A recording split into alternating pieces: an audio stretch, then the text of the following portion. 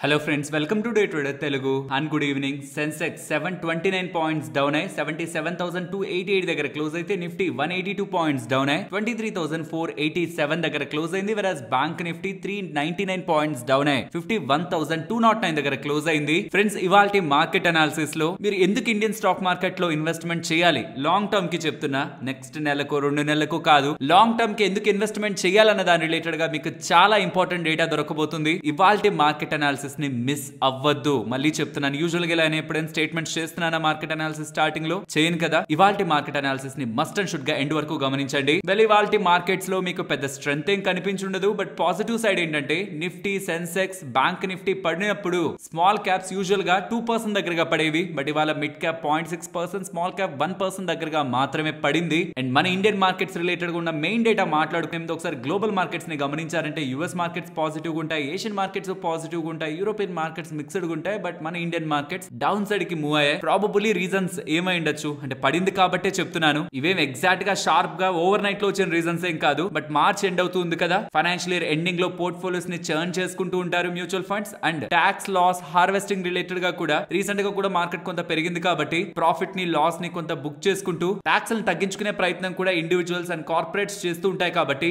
Year end లో మనకి markets ఓవలటైల్ గా అప్ సైడ్ డౌన్ సైడ్ ఉంటూ ఉండడం, మార్చ్ ఎండింగ్ లో పర్టికులర్ గా రేపు మనకి ఎక్స్పైరీ ఉంటుండడం, పొజిషన్స్ రిలేటెడ్ గా రోల్ ఓవర్స్ కూడా ఉంటూ ఉంటాయి. కాబట్టి financial year ending, expiry and month end expiry అవుతుండడం కూడా ఓవరాల్ మార్కెట్స్ రిలేటెడ్ గా ఉంటున్నాయి. వోల్టాలిటీకి వన్ ఆఫ్ ద రీజన్ గా చూడొచ్చు. మళ్ళీ చెప్తున్నాను, ఇది ఎగ్జాక్ట్ రీజన్స్, దీని కారణంగానే ఇలా అలా అనట్లేదు. ఎందుకు ఇలా వోల్టాలిటీ వాళ్ళకి అనిపించుంటుంది అన్న దానికి రీజన్స్ చెప్తున్నాను. అండ్ ఎఫ్ఐఎస్ రీసెంట్ టైమ్స్ లో మంచిగానే బై చేస్తున్నారు కదా, ఒక రోజు కాదు, 2 రోజులు కాదు, రిపీటెడ్ గా బై చేస్తున్నారు. బట్ స్టిల్ ఇంకా నెట్ సెల్ లోనే ఉన్నారు. మారుతారు ఇంకొన్ని డేస్ కానీ ఇలా పాజిటివ్ గా ఉన్నారంటే. నేనైతే ఇవాళ చూడాలనుకుంటున్నాను, మార్కెట్స్ కొంత పడ్డాయి కదా, ఇవాళ ఎలా ఉంటారని. ఇవాళ కూడా వాళ్ళు పాజిటివ్ గా ఉన్నారంటే నెక్స్ట్ మార్కెట్ రికవరీని తొందరగా ఎక్స్పెక్ట్ చేయొచ్చు అనమాట. అంటే చెప్పాను కదా, మార్కెట్స్ పడుతున్నప్పుడు కూడా ఇలా పడి మళ్ళీ కొంత పెరిగి, మళ్ళీ పడి, కొంత పెరిగి, మళ్ళీ పడి, మళ్ళీ కొంత పెరగడం, పడ్డం ఇలా జరుగుతుంటే దాని రికవరీలో కూడా పెరగడం, మళ్ళీ కొంత పడ్డం, మళ్ళీ రికవరీని ఎప్పుడు ఎక్స్పెక్ట్ చేయొచ్చు అన్నది ఎఫ్ఐఎస్ ఒక బై నెంబర్ కంటిన్యూ అవుతుందా లేదా అని ఒక దాని మీద బేస్ చేసి మనం ఇంకా క్విక్ గా దాని రిలేటెడ్ గా ఎక్స్పెక్టేషన్స్ పెట్టుకోవచ్చు. అండ్ రీసెంట్ టైమ్స్ లో షార్ట్స్ కూడా బాగానే కవర్ చేసుకున్నారు. Present 33% net long and 67% shorts ఇంకా స్టిల్ సిస్టమ్ లో వీళ్ళు మెయింటైన్ చేస్తున్నారు ఎఫ్ఐఎస్. అండ్ ఇండియన్ రిలేటెడ్ కూడా మెయిన్ డేటా మాట్లాడుకునే ముందు ట్రంప్ గారి వ్యవహార శైలి ఎలా ఉందండి ఈ మధ్య.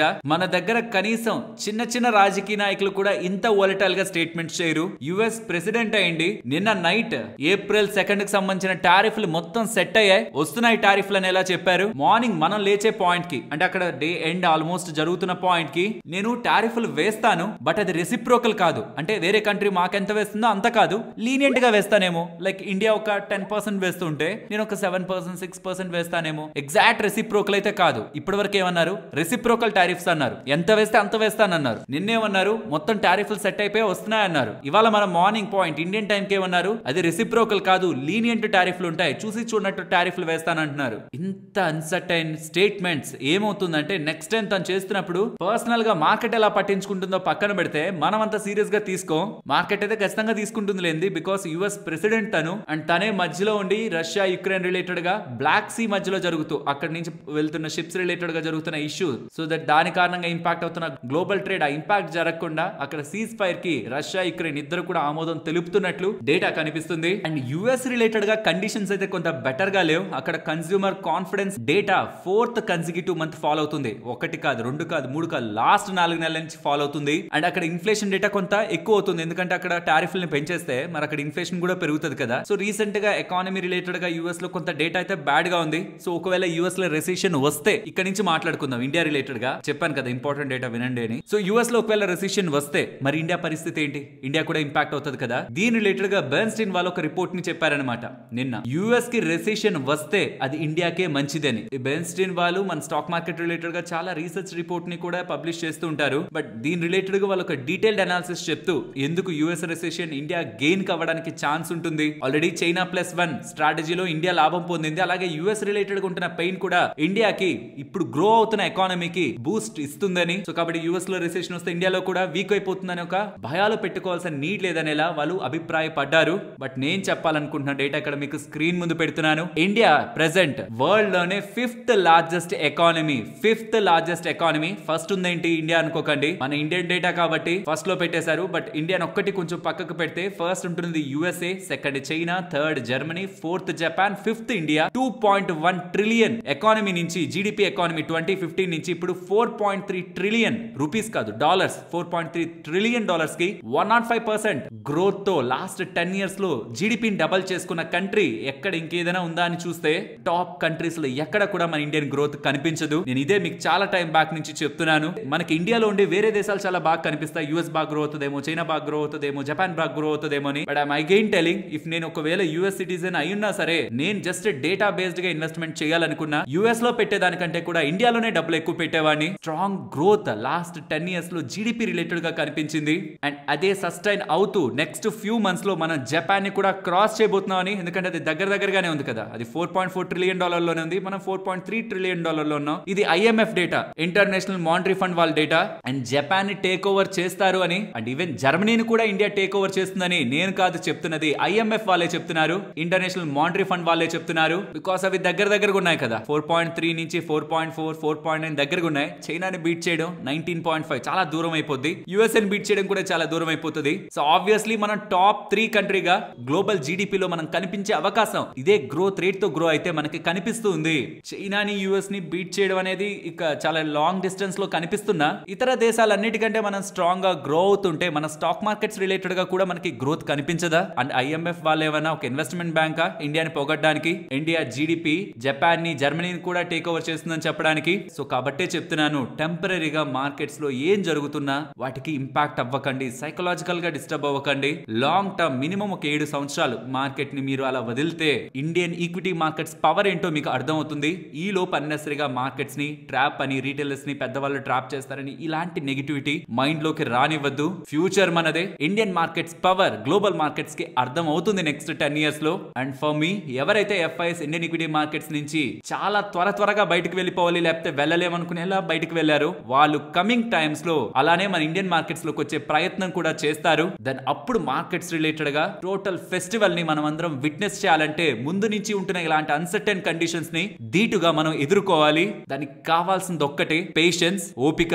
ఇక మార్కెట్ విషయానికి వస్తే నిఫ్టీ రిలేటెడ్ గా మాత్రం కొంత ఇంపార్టెంట్ సపోర్ట్ దగ్గరికి వస్తున్నాం. 23,450 చూడాలి మరి అది సపోర్ట్ గా తీసుకుంటుందా లేదు, బ్రేక్ అయి మళ్ళీ 23,200, 150 జోన్స్ కి వెళ్ళిపోతుందా అని. అలాగే బ్యాంక్ నిఫ్టీ పరంగా 50,900 to 800 very important support. So personally next మన మార్కెట్ ని డ్రైవ్ చేయబోయేది ట్రంప్ గారి స్టేట్మెంట్స్ కంటే కూడా, April 2 తను మాట్లాడే మాటల కంటే కూడా మన కంపెనీస్ ఒక ఎర్నింగ్స్ ఏవైతే మనకి మేలో క్లియర్ గా అప్డేట్ అవ్వడం స్టార్ట్ అవుతాయో, అంటే March ended numbers next April ఆ తర్వాత మే ఆ పాయింట్స్ లో మనకి మార్కెట్ లోకి ఎప్పుడైతే రావడం స్టార్ట్ అవుతాయో ఆ నెంబర్స్ ఏమాత్రం మార్కెట్ ఎక్స్పెక్టేషన్స్ కంటే ఆర్ అట్లీస్ట్ ఎక్స్పెక్టేషన్స్ కి దగ్గరగా ఉంటున్నా, రీసెంట్ టైమ్స్ లో కొంత ఓవర్ గా రియాక్ట్ అయ్యాయి కదా కిందకి, అది మళ్ళీ రికవర్ అవడంలో మనకు కనిపిస్తుంది. లేదు అనుకున్నా నేనైతే యాక్చువల్ గా ఈ నెక్స్ట్ కమింగ్ క్వార్టర్ లో బ్లాక్ బాస్టర్ నెంబర్స్ నేను ఎక్స్పెక్ట్ చేయట్లేదు. నెక్స్ట్ 2 క్వార్టర్ నెంబర్స్ లో నేను సీక్వెన్షియల్ రికవరీని అయితే ఎక్స్పెక్ట్ చేస్తున్నాను, క్వార్టర్ ఆన్ క్వార్టర్ బేసిస్ రికవరీని అయితే ఎక్స్పెక్ట్ చేస్తున్నాను. బికాస్ ఈ రీసెంట్ టైమ్స్ లో ఏదైతే గవర్నమెంట్ తీసుకొచ్చిన కొత్త చేంజెస్ ఉన్నాయో ఇన్కమ్ ట్యాక్స్ పరంగా, అది ఏప్రిల్ నుంచి మనకి మార్కెట్ లోకి, April 1 నుంచి మార్కెట్ లోకి రిఫ్లెక్ట్ అయ్యే స్కోప్ ఉంటుంది. మ్యాక్రో ఎకనామిక్ డేటా కానీ ఫర్దర్ బూస్టింగ్ ఫ్యాక్టర్స్ ఏదైతే ఆర్బీఐ రిలేటెడ్ గా, liquidity measures, rate cut measures, SEBI related గా అండ్ లో inflationary condition further economy related గా మొమెంటమ్ ని పికప్ చేయడానికి, ఇండియాలో గ్రోత్ ని తీసుకురావడానికి కొంత టైం, నెక్స్ట్ ఈ క్వార్టర్ కాకుండా నెక్స్ట్ ఇంకొక 2 క్వార్టర్స్ టైం పీరియడ్ లో ఇండియాలో మనం గ్రీన్ షూట్స్ ని చూస్తాం. ఇది ఇప్పుడు కాదు, నేను చాలా టైం బ్యాక్ నుంచి కూడా చేస్తున్న వీడియోస్ లో కూడా ఈ సేమ్ టైం పీరియడ్ నే మెన్షన్ చేస్తూ వస్తున్నాను. Let's wait and see. And April 2 Trump గారి ఈవెంట్ రిలేటెడ్ గా మనకి ఫైనల్ అనౌన్స్మెంట్ వచ్చే రోజు ఫ్రెండ్స్, ఇలా మార్కెట్ లో ఉంటున్న A to Z important data points అన్నిటినీ ఇలా అనాలిసిస్ చేస్తూ కంటెంట్ ని మీ ముందుకు తీసుకురావడానికి మన టీం పెట్టిన ఎఫర్ట్స్ మీకు వాల్యుబుల్ గా అనిపించుంటే మాత్రం తప్పకుండా మన వీడియోని లైక్ చేస్తూ పెడుతున్న ఎఫర్ట్స్ ని ఎంకరేజ్ చేయండి. ఫ్రెండ్స్ జాగ్రత్తగా వినండి, కొన్ని ఇంపార్టెంట్ స్టాక్స్ రిలేటెడ్ గా అవి ఇంకెంత వరకు పైకి వెళ్తాయి, అసలు ఎందుకు వెళ్తాయి అని క్వాలిటీ బిజినెస్ రిలేటెడ్ గా మోర్గన్ స్టాన్లే వాళ్ళు అండ్ గోల్డ్మెన్ సాక్స్ వాళ్ళు కొన్ని స్టాక్స్ రిలేటెడ్ గా మాట్లాడారు. దాని గురించి మాట్లాడుకుందాం. ఫస్ట్ మోర్గన్ స్టాన్లే వాళ్ళు 2 స్టాక్స్ గురించి చెప్తున్నారు. ఒకటి బజాజ్ ఫైనాన్స్, ఇంకొకటి హిందుస్థాన్ ఏరోనాటిక్స్. ఆ 2 ఎంత పెరుగుతాయని వీళ్ళు అనుకుంటున్నారంటే, హిందుస్థాన్ ఏరోనాటిక్స్ 5,232 వరకు వెళ్తుందని, బజాజ్ ఫైనాన్స్ 10,500 వరకు వెళ్తుందని. దీనికి వీళ్ళు చూస్తున్న మెయిన్ కారణాలు, హిందుస్థాన్ ఏరోనాటిక్స్ రిలేటెడ్ గా, డిఫెన్స్ రిలేటెడ్ గా స్ట్రాంగ్ గ్రోత్ ఉంది. ఎయిర్ క్రాఫ్ట్ ఆర్డర్ ఒక డీల్ పైప్ లైన్ $60 బిలియన్ దగ్గరగా నెక్స్ట్ కమింగ్ ఇయర్స్ లో వీళ్ళకి దొరకబోతుందని, చాలా ఎయిర్ క్రాఫ్ట్స్ రిలేటెడ్ గా ఇంజిన్ అప్గ్రేడ్స్ కానీ, న్యూ ఎయిర్ క్రాఫ్ట్స్ రిలేటెడ్ గా ఆర్డర్స్ కానీ, HAL రిలేటెడ్ గా మంచి బిజినెస్ ని అందిస్తాయని, ఎక్స్పోర్ట్స్ రిలేటెడ్ గా కూడా వాళ్ళు ముందుకు స్ట్రాంగ్ గా గ్రో అవుతారనేలా వాళ్ళ మీద ఒపీనియన్ ని వ్యక్తం చేస్తూ ఇక్కడి నుంచి కూడా ఒక 30% దగ్గరగా పెరిగే అవకాశం ఉందనేలా హిందుస్థాన్ ఏరోనాటిక్స్ లిమిటెడ్ గురించి మాట్లాడుతున్నారు. అండ్ బజాజ్ ఫైనాన్స్ గురించి కూడా మేనేజ్మెంట్ లైక్ రాజీవ్ జైన్ గారు తన పదవీ కాలం అయిపోయిన తర్వాత వేరొకరి దగ్గరికి వెళ్ళిపోతారా, వేరే కంపెనీకి వెళ్ళిపోతారా అనే క్వశ్చన్ మార్క్స్ ఉన్నాయి. బట్ రీసెంట్ టైమ్స్ లో తనని ఎలివేట్ చేశారు కదా, కంపెనీలోనే వేరే స్థాయిలో పెట్టారు కాబట్టి ఇక నో డౌట్ బజాజ్ ఫైనాన్స్ ఒక గ్రోత్ స్టార్ట్ అయినట్లే అని 10,500 మార్క్ కి మొదట వెళ్తుందని ఎంటైర్ ఎన్బిఎఫ్సి లోనే టాప్ ఎన్బిఎఫ్సి బజాజ్ ఫైనాన్స్ అనేలా మోర్గన్ స్టాన్లే వాళ్ళు అభిప్రాయపడుతూ వాళ్ళ ఎగ్జిస్టింగ్ ఉంటున్న ఫోకస్ లిస్ట్ లోకి 2 స్టాక్స్ ని యాడ్ చేయడం జరిగింది. వెరాస్ గోల్డ్మన్ సాక్స్ వాళ్ళు మాత్రం చాలా స్టాక్స్ గురించి మెన్షన్ చేస్తూ ఇక్కడి నుంచి మార్కెట్ పెరుగుతుంది అండ్ పెరిగితే ఈ స్టాక్స్ పెరిగే అవకాశం ఉందనేలా లిస్ట్ ఇస్తున్నారు. ఏ స్టాక్స్ మెన్షన్ చేశారంటే ఆ స్టాక్స్ టార్గెట్స్ ఏంటో మీకు స్క్రీన్ మీద ఉంటాయి. బట్ ఆ ఒక్కొక్క స్టాక్ గురించి వీళ్ళు ఏం అభిప్రాయపడుతున్నారో కూడా నేను మీకు మెన్షన్ చేస్తాను. ఫస్ట్ హెచ్డిఎఫ్సి బ్యాంక్ 2090 టార్గెట్ ఇస్తున్నారు. లిక్విడిటీ స్టెప్స్ రిలేటెడ్ గా ఏవైతే మెజర్స్ తీసుకున్నారో దాని కారణంగా హెచ్డిఎఫ్సి బ్యాంక్ లాభపడనుందని 15% CAGR తో కంపెనీ యొక్క ఎర్నింగ్స్ కమింగ్ టైమ్స్ లో గ్రో అవుతాయి కాబట్టి ప్రెసెంట్ ఉంటున్న ప్రైస్ వాళ్ళకి అట్రాక్టివ్ గా కనిపిస్తుందని ఇలా హెచ్డిఎఫ్సి బ్యాంక్ గురించి మెన్షన్ చేస్తూ next AU small finance bank గురించి మాట్లాడుతూ 796కు స్టాక్ వెళ్తుందని, దీనికి ప్రధానమైన కారణం రీసెంట్ టైమ్స్ లో స్టాక్ బాగా పడ్డం కారణంగా వాల్యుయేషన్స్ అట్రాక్టివ్ ఉన్నాయని, కాస్ట్ ఆఫ్ ఫండ్స్ ఇంప్రూవ్ అవుతుందని, క్రెడిట్ కాస్ట్ కూడా పీక్ అయిందని అండ్ ఎర్నింగ్స్ ని చూడండి 31% CAGR తో గ్రో అవుతుందని ఇలా వీళ్ళు అభిప్రాయపడుతున్నారు. Strong growth, attractive valuations coming times లో AU small finance bank related గా స్టాక్ ధరని పైకి తీసుకువెళ్తాయని మెన్షన్ చేస్తూ టైటాన్ రిలేటెడ్ గా టార్గెట్ 3,900 అని చెప్తూ దీనికి వీళ్ళు చెప్తున్న రీజన్ లాస్ట్ 3 సంవత్సరాల నుంచి వాళ్ళ ఆపరేటింగ్ ప్రాఫిట్ 6% అబోవ్ దగ్గరగా గ్రో అవుతుంది, కానీ నెక్స్ట్ కమింగ్ ఇయర్స్ లో 20% గ్రోత్ అనేది వీళ్ళ ఆపరేటింగ్ సైడ్ కనిపిస్తుందని, ఇప్పటి వరకు ఉన్న గ్రోత్ కంటే కమింగ్ టైమ్స్ లో ఇంకాస్త స్ట్రాంగ్ గ్రోత్ టైటాన్ వాళ్ళు చూపించనున్నారని, కాబట్టి 3,900 రూపాయల టార్గెట్ అని గోద్రేజ్ వాళ్ళ గురించి మాట్లాడుతూ, గోద్రేజ్ కన్స్యూమర్ ప్రొడక్ట్స్ గురించి మాట్లాడుతూ వీళ్ళ సోప్స్ రిలేటెడ్ గా ఉంటున్న న్యూ ఫార్ములేషన్స్ టర్న్ అరౌండ్ చేస్తాయని, కమింగ్ టైమ్స్ లో ప్రొడక్ట్స్ రిలేటెడ్ గా మంచి సేల్స్ ఉంటూ మార్జిన్ రికవరీ ఉండడం కారణంగా 1370కి స్టాక్ వెళ్తుందని and Adani ports and logistics గురించి మాట్లాడుతూ వాల్యుయేషన్స్ రీజనబుల్ గా ఉన్నాయి. FY25 తో పోలిస్తే FY26 ఒక బిజినెస్ అవుట్లుక్ వీళ్ళే బెటర్ గా ఉంటదని చెప్తున్నారు. పోర్ట్ వాల్యూమ్స్ కూడా యాక్సలరేట్ అవనున్నాయి కాబట్టి ఆదాని పోర్ట్స్ కూడా లాభమని, కాబట్టి స్టాక్ ఒక టార్గెట్ 1400 అని చెప్పారు. అండ్ ఇండిగో స్టాక్ ఒక టార్గెట్ 5,050 రూపాయలు అని చెప్తూ ఇండియాకి సంబంధించిన లార్జెస్ట్ ఎయిర్లైన్ అని, మార్కెట్ షేర్ గెయిన్స్ సస్టైన్ చేసుకుంటూ ఇండస్ట్రీ మొత్తం కన్సాలిడేట్ అవుతున్న వీళ్ళు ఎక్స్పాండ్ అవుతూ లాంగ్ గ్రోత్ ఉంటున్న ఎయిర్లైన్ అనేలా మెన్షన్ చేస్తున్నారు. నెక్స్ట్ M&M రిలేటెడ్ గా వీళ్ళ ఈవీ బిజినెస్ స్ట్రాంగ్ గా గ్రో అవుతుంది. ఫార్మ్ బిజినెస్ ఈ ట్రాక్టర్స్ కూడా స్ట్రాంగ్ గా గ్రో అవుతాయి అండ్ వాళ్ళకి సంబంధించిన అన్లిస్టెడ్ ఎంటిటీస్ ని మార్కెట్ లోకి తీసుకొచ్చి లిస్ట్ చేసిన అదొక పొటెన్షియల్ వాల్యూ అన్లాకింగ్ అవుతుంది. కాబట్టి స్టాక్ ఒక టార్గెట్ 3,800 అని, అపోలో హాస్పిటల్స్ 8,025కి వెళ్తుంది. దీనికి ప్రధానమైన కారణం FY26 లో ఫర్దర్ హాస్పిటల్ ఆక్యుపెన్సీస్ ఇంప్రూవ్ అవబోతున్నాయని అండ్ 24/7 అపోలో 24/7 ఉంది కదా, అది ఆన్ ద ట్రాక్ ఉంది బ్రేక్ ఈవెన్ కి, కాబట్టి అపోలో హాస్పిటల్స్ గురించి కూడా ఇలా పాజిటివ్ గా చూస్తున్నారని మెన్షన్ చేస్తూ పవర్ గ్రిడ్ 375కి వెళ్తుంది అంటున్నారు. Because of capex opportunity in grid infra. Finally make my trip, ఇది ఇండియాది కాదు, యుఎస్ లో లిస్ట్ అయిన కంపెనీ $124కి వెళ్తుందని చెప్తూ ఇండస్ట్రీ మొత్తం ట్రావెల్ అనుకుంటున్నారు కదా, సో అదే గ్రోత్ వీళ్ళకి కూడా కనిపిస్తుంది అండ్ క్యాష్ ఫ్లోస్ కూడా స్ట్రాంగ్ గా ఉంటాయి. మేక్ మై ట్రిప్ అనే ఒక అప్డేట్ తో ఈ టాప్ స్టాక్స్ ఒక ఐడియాస్ ని గోల్డ్మ్యాన్ సాక్స్ వాళ్ళైతే ప్రెజెంట్ చేశారు. ఫ్రెండ్స్, ఇందాక Goldman socks and Morgan Stanley వాళ్ళు మాట్లాడిన దాంట్లో చాలా స్టాక్స్ ఉన్నాయి కదా, అందులో హిందుస్థాన్ ఏరోనాటిక్స్ రిలేటెడ్ గా కొంచెం జూమ్ ఇన్ చేసి మనం చూసాం అనుకోండి, చాలా ఇంట్రెస్టింగ్ డెవలప్మెంట్స్ జరుగుతున్నాయి. అదే మీకు ఎక్స్ప్లెయిన్ చేస్తాను.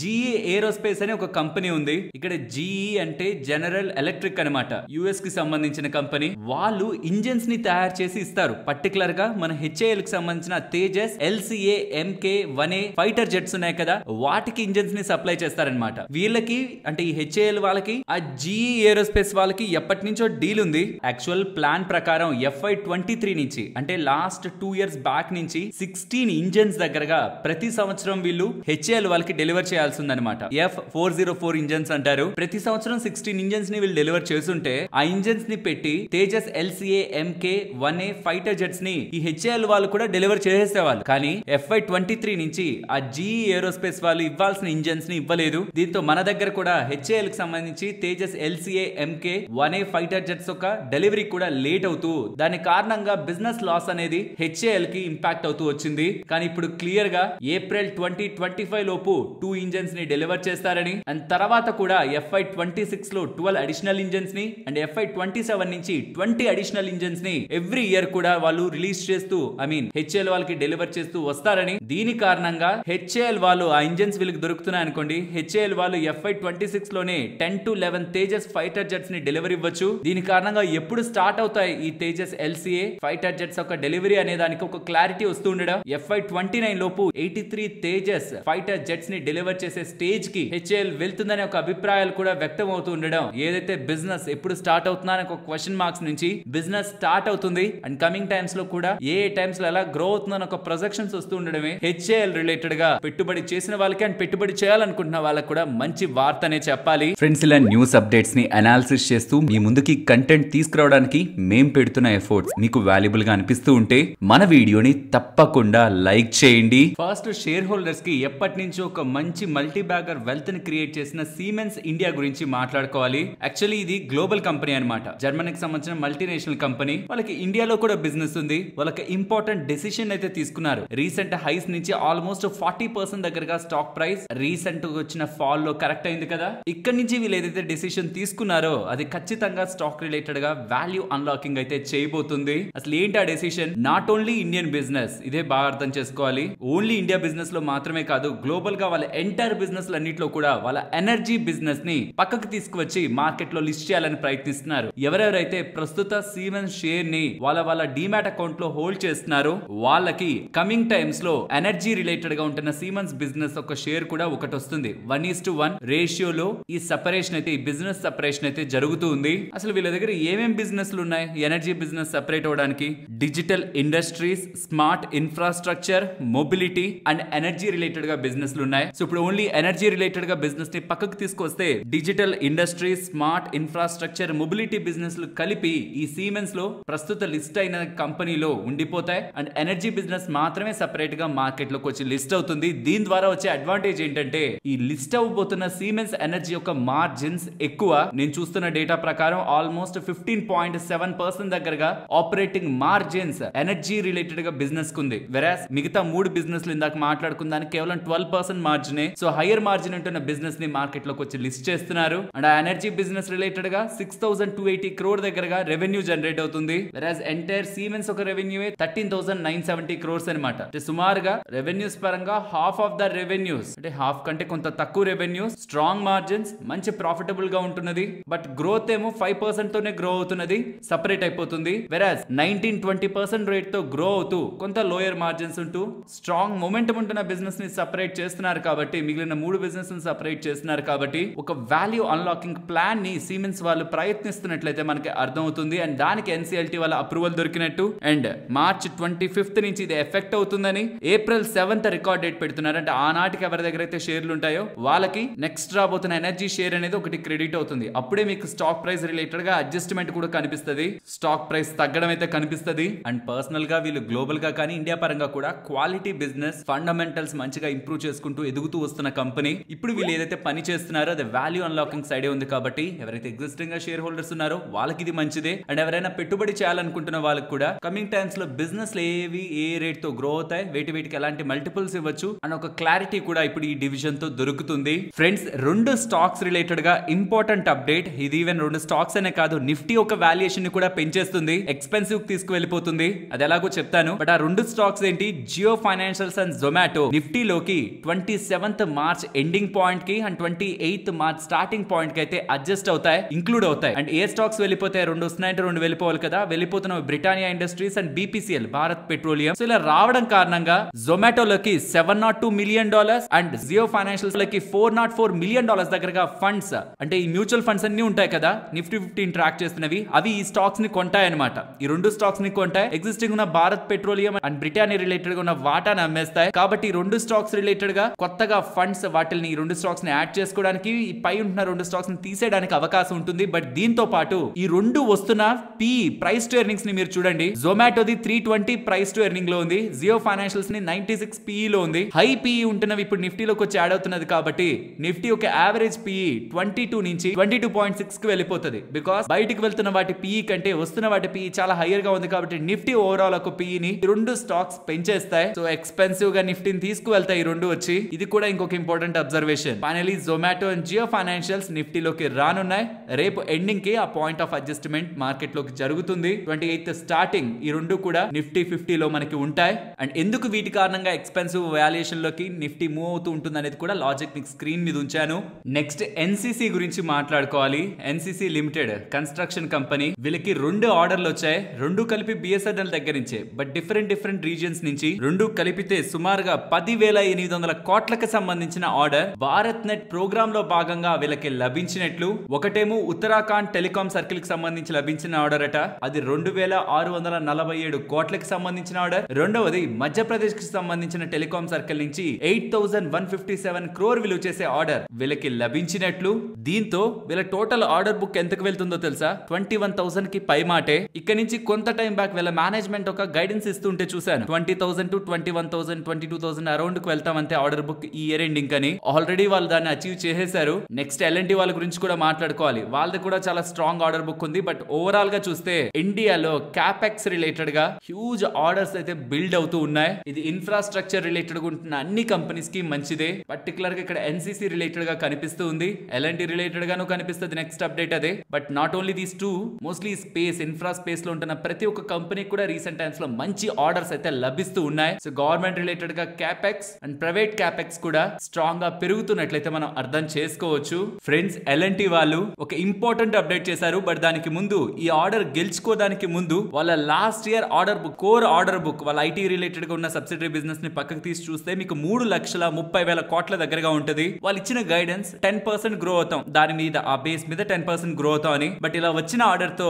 వాళ్ళు 10 కాదు, 15 కాదు, 18% దగ్గరగా గత ఇయర్ కి సంబంధించిన ఆర్డర్ బుక్ తో పోలిస్తే ఈసారి గ్రో అవుతున్నట్టు వీళ్ళకు వచ్చింది. వీళ్ళ హైడ్రో కార్బన్ బిజినెస్ లోనే లార్జెస్ట్ ఆర్డర్ టిల్ డేట్. ఇప్పటి వరకు వాళ్ళకి అంత పెద్ద ఆర్డరే రాలేదు. ఎవరి దగ్గర నుంచి వచ్చింది? ఖతార్ ఎనర్జీ వాళ్ళ దగ్గర నుంచి వచ్చింది. వాళ్ళ ఎనర్జీకి సంబంధించిన ఎల్ఎన్జీ బిజినెస్ ని ఎక్స్పాండ్ చేసుకోవాలనుకుంటున్నారు. అందులో భాగంగా వాళ్ళ ఎల్ఎన్టీ వాళ్ళని సెలెక్ట్ చేసి ఆ ఎక్స్పాండ్ చేయడానికి వీళ్ళని ప్లేయర్ గా నియమిస్తూ ఆర్డర్స్ ని వీళ్ళకి ఇస్తున్నట్టు. ఇది హైడ్రో కార్బన్ బిజినెస్ లోనే వీళ్ళకి వస్తున్న లార్జెస్ట్ ఆర్డర్ అని ఎల్ఎన్టీ వాళ్ళు రిపోర్ట్ చేస్తుండడం చెప్పాను కదా ఇందాక. ఇండియాలోనూ స్ట్రాంగ్ బిజినెస్ జరుగుతుంది అండ్ గ్లోబల్ గా ఉంటున్న వాటికి కూడా ఇండియన్ క్యాపెక్స్ రిలేటెడ్ గా ఇన్ఫ్రాస్ట్రక్చర్ ని ప్రొవైడ్ చేస్తున్న కంపెనీస్ కి మంచి బిజినెస్ రీసెంట్ టైమ్స్ లో రిపీటెడ్ ఆర్డర్స్ ద్వారా అయితే లభిస్తూ ఉంది. ఇన్ఫాక్ట్ కంపెనీ యొక్క మేనేజ్మెంట్ ఎక్స్పెక్ట్ చేసిన దానికంటే ఎక్కువ లభిస్తూ ఉంది. కాబట్టి వాళ్ళ ఆర్డర్ గైడెన్స్ ని కూడా వీళ్ళు బీట్ చేస్తూ గ్రో అవుతున్నారు. ఫ్రెండ్స్, అలాగే ఏటీఎం లో ట్రాన్సాక్షన్ చేసే వాళ్ళు మే 1వ తేదీ నుంచి మీకుంటున్న ఫ్రీ లిమిట్ అయిపోతే క్యాష్ విత్ డ్రాల్ చేస్తూ ఉంటే గతంలో మీరు కడుతున్న దానిపై ఇంకొక అడిషనల్ ₹2 పెంచుతున్నారని, అంటే ₹19 ప్రతి ట్రాన్సాక్షన్ మనం కట్టాలని. ఒకవేళ బ్యాలెన్స్ ఎంక్వైరీ చేస్తూ ఉంటే గతంలో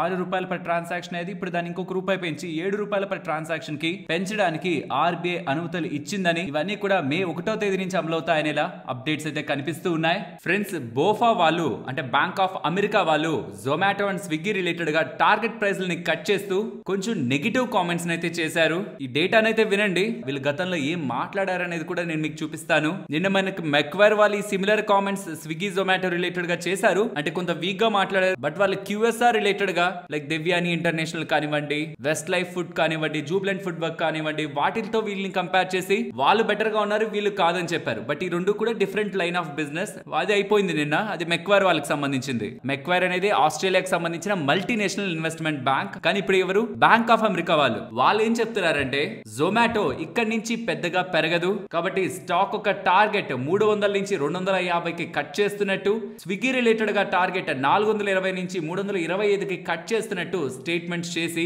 ఎందుకు ఇలా పెరగవని వీళ్ళు అనుకుంటున్నారంటే వీళ్ళ ఫుడ్ డెలివరీ బిజినెస్ రిలేటెడ్ గా స్లో డౌన్ కనిపిస్తుందని. ఏ ఫుడ్ డెలివరీ బిజినెస్ ద్వారా అయితే వీళ్ళు క్యాష్ ని సంపాదించుకొని క్విక్ కామర్స్ లో ఇన్వెస్ట్ చేసి గ్రో అవ్వాలో అదే స్లో అయితే క్యాష్ ని ఎలా వీళ్ళు ఫర్దర్ గా స్పెండ్ చేస్తారు క్విక్ కామర్స్ లో. అండ్ క్యాష్ ని ఫర్దర్ గా స్పెండ్ చేయకపోతుంటే ఇప్పుడుంటున్న కాంపిటీషన్ లో ఖచ్చితంగా వెనకపడతారు. అండ్ ఈ ప్రాసెస్ లో వాళ్ళు ఎప్పుడైతే ప్రాఫిటబుల్ అవ్వాలి, ఇంకా ఆపరేటింగ్ సైడ్ బ్రేక్ ఈవెన్ అవ్వాలని ప్రయత్నిస్తున్నారో, ఈ ఫర్దర్ హై కాంపిటీషన్ తో, హై క్యాష్ బర్నింగ్ తో లాస్ నుంచి ప్రాఫిట్ కి అయ్యే జర్నీ కూడా డిలే అవుతుందని. సో కమింగ్ మంత్స్, కొన్ని మంత్స్ వెయిట్ చేసి అసలు ఈ కంపెనీస్ ఫుడ్ డెలివరీ రిలేటెడ్ గా ఎలా స్ట్రాంగ్ గా ఉన్నాయి, ఎవరి బిజినెస్ ఎలా ఉందని ఒక క్లారిటీ వచ్చిన తర్వాత, అండ్ క్విక్ కామర్స్ బిజినెస్ లో కూడా ఎవరు పై చేయిలో ఉన్నారు, ఎవరు స్ట్రాంగ్ గా గ్రో అవుతున్నారని ఒక క్లారిటీ వచ్చిన తర్వాత ముందుకు వెళ్ళాలని. ప్రెసెంట్ అయితే వీళ్ళ రిలేటెడ్ గా క్యాష్ బర్నింగ్ ఎక్కువ స్పెండ్ చేస్తున్నారని క్విక్ కామర్స్ ని ఇంప్రూవ్ చేసుకోవడానికి. అండ్ ఈ ఎంటైర్ ప్రాసెస్ లో ఎవరు గెలుస్తారో కూడా తెలియదు కాబట్టి మేము కొంత సైడ్ వేస్ లో ఉంటున్నట్లు స్టేట్మెంట్స్ చేస్తుండేసరికి రెండు స్టాక్స్ లో కూడా మనకి వాళ్ళ ఫాల్ అయితే కనిపించింది. వన్ థింగ్ ఈజ్ ష్యూర్, ఇప్పటి వరకు జొమాటోకి సంబంధించిన బ్లింకిట్ పై చేయి చూపిస్తూ వచ్చింది క్విక్ కామర్స్ లో. రీసెంట్ టైమ్స్ లో స్టేట్మెంట్స్ పరంగా, ఫర్దర్ గైడెన్స్ పరంగా ఒక స్టెప్ వెనక్కి అయితే వేశారు జొమాటోకి సంబంధించిన బ్లింకిట్ వాళ్ళు. కొంత ఇంటెన్స్ కాంపిటీషన్ అయింది, మేము ఎక్కువ స్పెండ్ చేయాలి, కొంత టైం మా మీద ఎక్స్పెక్టేషన్స్ పెట్టుకోవద్దనేలా. అండ్ అప్పటి నుంచి మీరు గమనించండి, మెజారిటీ ఆఫ్ ఈ ఇన్వెస్ట్మెంట్ ఇన్వెస్ట్మెంట్ బ్యాంక్స్ అన్ని కూడా వీళ్ళ రిలేటెడ్ గా నెగిటివ్ స్టేట్మెంట్స్ అయితే చేస్తూ ఉన్నాయి. బట్ ఈ సేమ్ బ్యాంక్ ఆఫ్ అమెరికా వాళ్ళు ఇక్కడ నుంచి కొంత టైం బ్యాక్ పర్టికులర్ గా జనవరి ఎండింగ్ లో, ఈ ఇయరే జనవరి ఎండింగ్ లో ఇప్పుడు జొమాటోకు 250 టార్గెట్ ఇచ్చారా, అప్పుడు మళ్ళీ మెన్షన్ చేయడం, అంటే ఆల్రెడీ మేము చెప్పాం 375కి వెళ్తుందని, బట్ మళ్ళీ చెప్తున్నా 375కి వెళ్తుంది. ఈవెన్ నెంబర్స్ వీక్ గా వచ్చిన తర్వాత కూడా కంగారు పడాల్సిన నీడ్ లేదు, ఎక్స్పాన్షన్ లోనే వాళ్ళు ఉన్నారు కాబట్టి ప్రాబ్లం ఏం లేదు, కంగారు పడాల్సిన నీడ్ లేదని రీసెంట్ నెంబర్స్ ఏవైతే మమ్మల్ని కొన్ని క్వార్టర్స్ ఎక్స్పెక్ట్ చేయదు ప్రాఫిటబుల్ గా అనేలా, మా మీద ఎక్కువ ఎక్స్పెక్టేషన్స్ పెట్టుకోవద్దనేలా జొమాటో వాళ్ళు చెప్పిన తర్వాత కూడా బాగా పెరుగుతుందన్న ఒక ఒపీనియన్ లోనే బ్యాంక్ ఆఫ్ అమెరికా వాళ్ళు ఉన్నారు. బట్ ఇప్పుడు జస్ట్ బికాస్ రీసెంట్ టైమ్స్ లో స్టాక్ ప్రైజెస్ బాగా పడేసరికి ఆ రిజల్ట్స్ ని రీజన్ గా చూపించుకుంటూ కమింగ్ టైమ్స్ లో కాంపిటీషన్ అని కొంత టైం వెయిట్ చేసి చూడడం కరెక్ట్ అనేలా వాళ్ళ ఒపీనియన్ ని చేంజ్ చేస్తున్నారన్నది మనం ఇక్కడ అబ్జర్వ్ చేయాలి. సో ఇక్కడ నేను ఇది రెండింటిని చూపించి చెప్పాలనుకుంటున్నది, అనలిస్ట్ లో ఒపీనియన్లు చాలా ఈజీగా మారిపోతూ ఉంటాయి. 375 ఎక్కడ, 250 ఎక్కడ జొమాటో పరంగా టార్గెట్లు just in the span of 1.5 to 2 months చాలా మారింది. కాబట్టి ఏది మీరు మన ఛానల్లో కానీ ఆర్ వేరే ఛానల్స్, ఏ ఇతర ఛానల్స్, సోషల్ మీడియాస్ ఎక్కడైనా సరే ఈ పర్టికులర్ ఇన్వెస్ట్మెంట్ బ్యాంక్ ఇలా అంటుంది, స్టాక్స్ ఇక్కడికి వెళ్తాయి అనుకుంటుంది, ఇలాంటి ఒపీనియన్ తో ఉంది అని చెప్పినప్పుడు 100% అదే నిజం అనుకోని ముందుకు వెళ్ళిపోకండి. ఓహో వాళ్ళు అలా అనుకుంటున్నారా, దానికి రీజన్ ఏంటి, ఓ ఈ రీజన్సా, దాన్ని మీరు కూడా నమ్ముతున్నారా బలంగా, అండ్ అదొక్కటేనా స్టాక్, ఇంకేమైనా మీకు అదర్ ఆపర్చునిటీస్ ఉన్నాయా, బెటర్ రిస్క్ రివార్డ్ ఉంటున్నవి ఇంకేమైనా ఉన్నాయా, బట్ అన్నిటినీ కూడా ఒకసారి మనం సెల్ఫ్ అనాలిసిస్ చేసుకున్న తర్వాతే ముందుకు వెళ్ళాలి. లేదంటే ఈ మంత్ మనకి అది బైలో ఉంటుందని చెప్పి టార్గెట్లు చెప్పేసి 2 నెలల తర్వాత అదే మళ్ళీ సెల్ చెప్తూ ఆ టార్గెట్ ని కట్ చేసుకుంటున్నారంటే మనం కన్ఫ్యూజ్ అయి ట్రాప్ లో పడతాం. ఫ్రెండ్స్ 2015 లో స్టార్ట్ అయిన 2 గోల్డ్ స్కీమ్స్, రెండిటికి 2 కూడా గవర్నమెంట్ ఆఫ్ ఇండియా వెనక్కి తీస్తున్నట్లయితే తెలుస్తుంది. ఒకటి సోవరిన్ గోల్డ్ బాండ్స్, అది ఎలాగో ఆపేశారు. ఇప్పుడు గోల్డ్ మానిటైజేషన్ స్కీమ్ కూడా long term and medium term related గా స్కీమ్స్ ని విత్ డ్రాల్ చేస్తున్నట్టు, ఆపేస్తున్నట్టు కేంద్ర ప్రభుత్వం వాళ్ళైతే అప్డేట్ చేస్తున్నారు. ఇంతకీ ఏంటి గోల్డ్ మానిటైజేషన్ స్కీమ్? ఇంకా షార్ట్ టర్మ్ రిలేటెడ్ గా ఉంది, ఎవరైనా పెట్టాలనుకుంటే పెట్టచ్చు, బట్ దాంట్లో చాలా ఇష్యూస్ ఉన్నాయి. ఒక్కొక్కటిగా చెప్తాను. ఫస్ట్ ఈ స్కీమ్ గురించి మాట్లాడుకుందాం. ఈ స్కీమ్ లో మీ దగ్గర ఉంటున్న బంగారాన్ని బ్యాంక్స్ కి తీసుకువెళ్తే బ్యాంక్స్ ఏం చేస్తాయంటే ఆ బంగారాన్ని కరిగిస్తాయి. అందులో ఉంటున్న ఇంప్యూరిటీస్ కానీ వాటన్నిటిని పక్కకు తీసేసి ఎంత బంగారం అయితే అంత బంగారం ఉందో వాటికి సంబంధించి మీకు గోల్డ్ రిలేటెడ్ గా సర్టిఫికేట్స్ ఇస్తాయి. అది మీరు ఫ్యూచర్ లో ఎప్పుడు దాన్ని ఇచ్చేసినా సరే ఆ ఫ్యూచర్ వాల్యూకి తగిన గోల్డ్ ప్రైస్ మీకు వస్తుంది. అండ్ అంతవరకు మీరు హోల్డ్ చేస్తున్న సర్టిఫికేట్స్ కి, బాండ్స్ కి మీకు వడ్డీ కూడా వస్తుంది. అంటే గోల్డ్ పెరిగితే మనకే మంచిగా లాభం అండ్ దాంతో పాటు వడ్డీ. బానే ఉంది కదా స్కీమ్ అనుకుంటాం, కానీ ప్రాబ్లం అంతా మన దగ్గర ఎప్పటి నుంచో ఉంటున్న గోల్డ్ ని వాళ్ళకి డిక్లేర్ చేయాలి, ఇదంతా నా గోల్డే అని. అది ఎప్పుడు కొన్నారు, దాని బిల్స్ ఏంటి, అసలు ఒక లిమిట్ కి మించి గోల్డ్ ఉంటున్నప్పుడు దాన్ని డిక్లేర్ చేస్తున్నప్పుడు ఇష్యూస్ కూడా చాలా మంది ఇండియన్ హౌస్ హోల్డ్స్ ప్రాబ్లమ్ గా ఫేస్ చేస్తారు. ఇంకొక ఇష్యూ, మనం ఇస్తున్న బంగారం అలానే ఉండదు, అది కంప్లీట్ గా కరిగించేస్తారు. సో ఖచ్చితంగా గోల్డ్ జ్యువెలరీ రూపంలో ఎవరైతే ఉంచుకుంటారో వాళ్ళు ఈ స్కీమ్ లో పార్టిసిపేట్ చేయరు. ఎందుకంటే మేకింగ్ చార్జెస్ 20% కట్టుంటారు కదా, 15-20% కట్టుంటారు. ఇప్పుడు అది కరిగించేస్తే ఏం వస్తుంది వాళ్ళకి, అన్లెస్ అదొక ఓల్డ్ జ్యువెలరీ, దాన్ని ఎలాగో కరిగించాలనే ప్లాన్ లో ఉంటున్న వాళ్ళు తప్పించి ఈ స్కీమ్ కి ఎవరు వెళ్ళరు. అండ్ ప్రాసెస్ కూడా లిటిల్ బిట్ కొంత టఫ్ ఉంటుండడం, మేజర్ బ్యాంక్స్ లో దీని రిలేటెడ్ గా అవగాహన లేకపోతూ ఉండడం, చాలా బ్యాంక్స్ దీన్ని ప్రమోట్ చేయకపోతుండడం, ఈ రీజన్స్ తో ఈ గోల్డ్ స్కీమ్ పెద్దగా హిట్ అవ్వలేదని. బికాస్ మన ఇండియాలో 30,000 టన్స్ దగ్గరగా, 30,000 టన్నుల దగ్గరగా బంగారం ఉంది. ఒక్కొక్క టన్ అంటేనే మళ్ళీ 1000 కిలోలు, అర్థమైంది కదా, అంటే 30,000 మల్టిప్లైడ్ బై ఇంకొక 1000, సుమారు కేజీస్ లో చూస్తే 3 కోట్ల కేజీలకు సంబంధించిన బంగారం మన ఇండియాలో ఉంది. బట్ ఈ స్కీమ్ ద్వారా బ్యాంక్స్ కి వెళ్లిన బంగారం మాత్రం 31,000 కిలోలు మాత్రమే అని, అది కూడా 5,693 మంది మాత్రమే ఈ స్కీమ్ లో పార్టిసిపేట్ చేసి బెనిఫిట్ పొందుతున్నారని. సో కాబట్టి ఈ స్కీమ్ ద్వారా పెద్ద లాభం ప్రజలకి లేదు, మాకు లేదు, ఎవరికి లేనప్పుడు ఈ స్కీమ్ కంటిన్యూ చేసి ఉపయోగం ఏంటని. సోవరిన్ గోల్డ్ బాండ్స్ ఎలా అయితే తొలగిస్తున్నామో దీన్ని కూడా తొలగిస్తున్నట్టు 2015లో స్టార్ట్ అయిన 2 స్కీమ్స్ ని కూడా ఆపుతున్నట్లయితే చెప్తున్నారు. బట్ ఇంకా ఈ స్కీమ్ లో షార్ట్ టర్మ్ లో ఎవరైనా పెట్టాలంటే పెట్టుకోవచ్చు బ్యాంక్స్ లో, బట్ అది బ్యాంక్స్ ఒక డిస్క్రిప్షన్ అని, బ్యాంక్స్ ఇవ్వాలనుకుంటే ఇవ్వచ్చు, లేదంటే లేదు, అది బ్యాంక్స్ కు వదిలేస్తున్నామని. కానీ కంపల్సరీగా ఇవ్వాలని ఒక రూల్ లేదన్నట్టు సెంట్రల్ బ్యాంక్ దగ్గర నుంచి అయితే అప్డేట్స్ అయితే కనిపిస్తున్నాయి. నెక్స్ట్ SIS గురించి మాట్లాడుకోవాలి. వీళ్ళు బైబ్యాక్ అయితే అప్రూవ్ చేశారు. టెండర్ రూట్ లోనే వస్తున్నాయి బైబ్యాక్స్ అన్ని కూడా, అంటే షేర్ హోల్డర్స్ దగ్గర నుంచి కొనుక్కుంటారు. 2.6% వాటాని 404 రూపీస్ ప్రైస్ లో, నిన్నటి క్లోజింగ్ ప్రైస్ తో చూస్తే 18% ప్రీమియం తో కొంటారనేసరికి స్టాక్ ఇవాళ డిసప్పాయింట్ అయింది. ఎందుకంటే యూజువల్ గా 30% ఆర్ అబోవ్ దగ్గరగా కూడా ప్రీమియం ని పెడుతూ ఉంటారు అండ్ కొంత హైయర్ బైబ్యాక్, కొంత హైయర్ సైజ్ బైబ్యాక్ వస్తుంది. వెరాస్ కంపెనీ 5,000 crore మార్కెట్ క్యాపిటల్ ఉన్న కంపెనీ, బట్ వీళ్ళు 150 crore కే బైబ్యాక్ చేస్తారు అంటూ ఉండడం, చిన్న బైబ్యాక్ అవుతుండడం, ప్రీమియం కూడా పెద్దగా లేకపోతుండడం, స్టాక్ లో ఇవాళ మనం డిసప్పాయింట్మెంట్ ని చూడొచ్చు. నెక్స్ట్ అశోక్ లీలాండ్ వాళ్ళు SML అసూజు రిలేటెడ్ గా స్టేక్ అక్విజిషన్ చేస్తారు. M&M తో పాటు వీళ్ళు కూడా పోటీ పడుతున్నారని ఎలా మనకు అప్డేట్స్ కనిపించాయా? అశోక్ లీలాండ్ వాళ్ళు దీన్ని క్లారిఫై చేశారు, మేమేం అలా పోటీ పడట్లేదు, ఆ వార్తలు ఏవైతే ఉన్నాయో అవన్నీ అవాస్తవాలే, మేమేం SML అసూజు రిలేటెడ్ గా వాటాని కొనాలనుకోవట్లేదని ఇలా క్లారిఫికేషన్ అయితే ఇచ్చారు. నెక్స్ట్ అల్ట్రా క్యాప్ వాళ్ళు 9,70,00,000 విలువ చేసే ఆర్డర్ అదాని ఎలక్ట్రిసిటీ ముంబై వాళ్ళ దగ్గర నుంచి గెలుచుకున్నారని, ఎల్టీ పీవీసీ కేబుల్స్ రిలేటెడ్ గా లభించిన ఆర్డర్ అని మార్చ్ 2026 లోపు ఈ ఆర్డర్స్ ని కంప్లీట్ చేస్తారని ఇలా అప్డేట్స్ చేశారు. నెక్స్ట్ ఇక్కడ మీరు స్క్రీన్ మీద గమనించారంటే యాక్సిస్ మ్యూచువల్ ఫండ్ వాళ్ళు అండ్ ఇంకొక 5 మంది కలిసి 2022లో యాక్సిస్ మ్యూచువల్ ఫండ్ రిలేటెడ్ గా ఫ్రంట్ రన్నింగ్ కేసు జరిగింది కదా. అంటే వాళ్ళు మ్యూచువల్ ఫండ్ లెవెల్లో స్టాక్స్ ని కొని అమ్మేదానికి ముందు అందులో ఉంటున్న ప్రధానమైన కొంతమంది వ్యక్తులు హైయర్ పొజిషన్స్ లో ఉంటున్న వాళ్ళు ఆ న్యూస్ ని వాళ్ళకి తెలిసిన వాళ్ళకి షేర్ చేసి మంచిగా లాభాలు పొందారనేలా వీళ్ళ మీద ఆరోపణలు చేస్తూ పెనాల్టీని విధించడం, వాళ్ళ మీద యాక్షన్ తీసుకోవడం సెబీ వాళ్ళు చేశారు కదా. ఈ మొత్తం ఇష్యూని 6,27,00,000 పెట్టి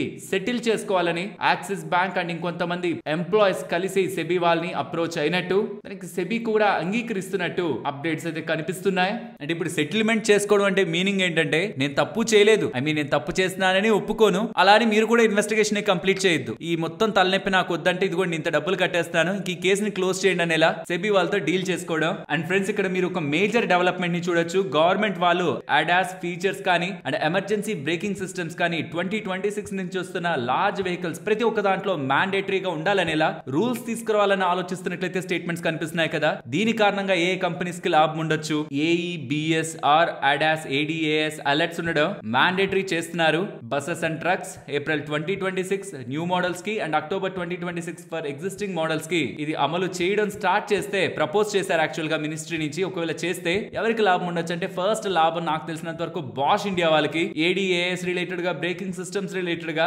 బాష్ రిలేటెడ్ గా మెయిన్ ప్లేయర్ అవుతారు. And advanced drive train and sensor related గా సోనా బిఎల్డబ్ల్యూ కూడా వస్తుంది. యూనో మిండా వాళ్ళు driver monitoring and electronics related గా బిజినెస్ చేస్తారు. అండ్ మిండా కాప్ వాళ్ళు కూడా wiring, sensors and telematics related గా బిజినెస్ లో ఉన్నారు. వరాక్ ఇంజనీరింగ్ అనే కంపెనీ కూడా lighting and smart electronics related గా ఉంది. జెడ్ఎఫ్ కమర్షియల్ వెహికల్ వాళ్ళు కూడా AE, BS and air braking player related గా మన ఇండియాలో ఉన్నారు. Tata Elxsi software and engineering design global OEM partners కి అండ్ అడాస్ రిలేటెడ్ గా కూడా వాళ్ళకి బిజినెస్ ఉంది. కాబట్టి Bosch, Sona BLW, Uno Minda, Minda corp, Varroc engineering, ZF commercial, Tata Elxsi players ఈ స్పేస్ లో మనకి కనిపిస్తారు. నెక్స్ట్ వారే ఎనర్జీస్ వీళ్ళు గుజరాత్ లోని manufacturing facility 5.4 gigawatt solar cell manufacturing ఫెసిలిటీని 29th మార్చ్ 2025 స్టార్ట్ చేస్తారు, ఇనాగరేట్ చేస్తారనేలా అప్డేట్స్ అయితే చేశారు. సో ఏదైతే వీళ్ళ మేనేజ్మెంట్ ఐపీఓకి వస్తున్నప్పుడు స్టేట్మెంట్స్ చేస్తూ వచ్చారో ఒక్కొక్కటిగా బ్యాక్వర్డ్ ఇంటిగ్రేషన్ రిలేటెడ్ గా స్టెప్స్ ని కంప్లీట్ చేస్తున్నట్లయితే కనిపిస్తుంది. మరొక ఇంట్రెస్టింగ్ వీడియోతో